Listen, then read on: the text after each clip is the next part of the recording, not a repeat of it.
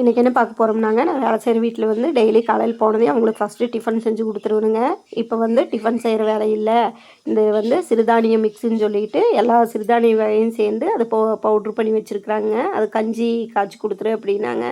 அதுக்கு வந்துங்க 2 டம்ளர் தண்ணி ஊற்றிங்க.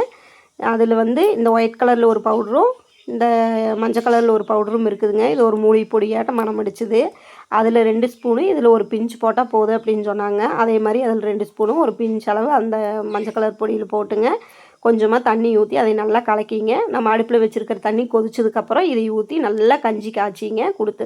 காலையில் இது ஒன்று கொடுத்தா போதும், டிஃபன் எதுவும் கொடுக்க வேண்டாம், மதியம் சாப்பாடு மட்டும் செஞ்சு கொடுத்தீங்கன்னா போதும் அப்படின்னு சொன்னாங்க. நானும் அதே மாதிரி இதை காய்ச்சி கொடுத்துடலான்னு சொல்லிட்டுங்க. இது டேஸ்ட்டு வந்து நம்ம சர்க்கரை வேணாலும் போட்டுக்கலாங்க, உப்பு வேணாலும் போட்டுக்கலான்னு நான் உப்பு போட்டு அவங்களுக்கு காய்ச்சி கொடுத்தனுங்க. ஒரு 1.5 டம்ளர் இருக்குது கொடுத்துட்டேங்க. நான் ஒரு 8 மணிக்கு கொடுத்தனுங்க. ஒரு 10 மணிங்கில் குழந்தையாட்ட வந்து எனக்கு கொஞ்சமாக பசியாகுது, ஏதோ ஒன்று செஞ்சு கொடுக்குறியா அப்படின்னு கேட்டாங்க. அப்புறம் நான் மாவு இருந்துச்சுன்னு சொல்லி 2 தோசை ஊற்றி தக்காளி சட்னி அரைச்சி கொடுத்தனுங்க. உங்கள் வீட்டில் பெரியவங்களுக்கெல்லாம் இப்படி செஞ்சுருக்கிறீங்களான்னு சொல்லுங்கள். தேங்க்யூ.